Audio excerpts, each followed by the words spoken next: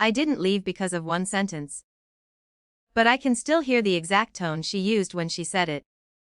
We were sitting at her kitchen island, spreadsheets open. Color palettes scattered across the counter. She had chosen ivory and muted sage for the wedding. Understated elegance, she kept calling it.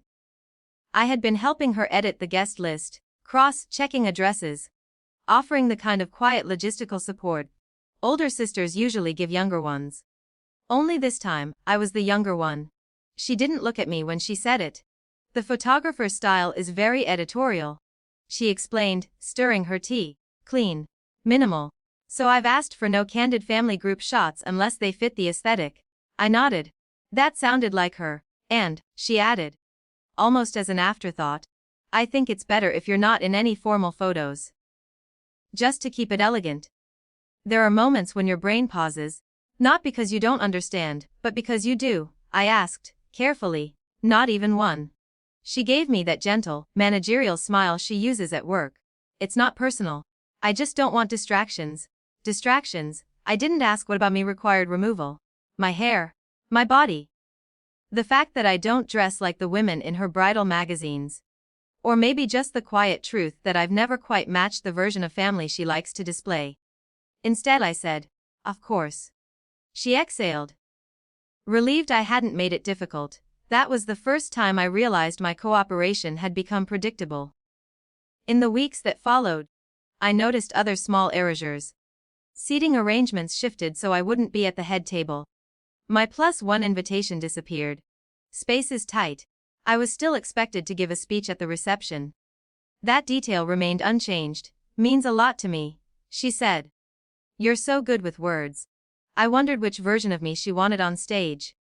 The invisible one, or the articulate one. I went home that night and opened my email. I stared at the hotel reservation I had already booked for the wedding weekend. Then I opened another tab. I had always wanted to see the Amalfi Coast. It had lived quietly on a mental list for years, filed under someday. Someday felt closer than obligation. I didn't act immediately. I sat with it. I questioned myself. Was this petty? Was I overreacting to a stylistic preference? Families compromise. Weddings are stressful. I told myself all the reasonable things.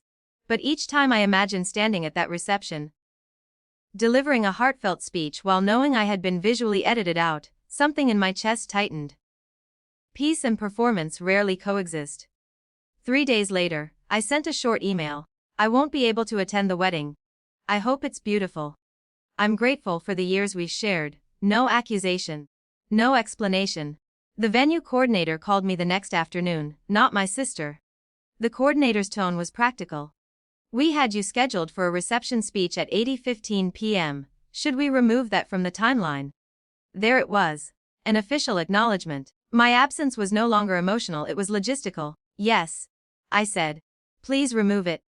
She thanked me and mentioned they would notify the bridal party to adjust the program. I imagined the ripple. The printed schedules retyped. The DJ informed.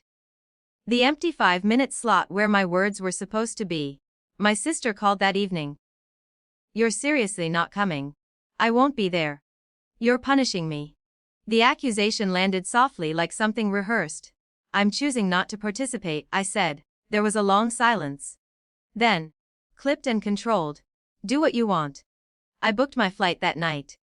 The balcony overlooks the sea. The towels are warm beneath my bare feet. It is early evening here, though back home they are likely lining up for cocktail hour. I ordered tea instead of wine. I wanted clarity, not haze. Below me, the Mediterranean folds into itself in quiet repetition. Church bells ring somewhere inland. No one here knows my last name. No one is curating my presence. At 8:15 p.m. my time, 20:15 back home, my phone vibrates. A message from my cousin. They were waiting for your speech. It got awkward. I imagine it. Guests seated, glasses half raised. My sister glancing toward the entrance.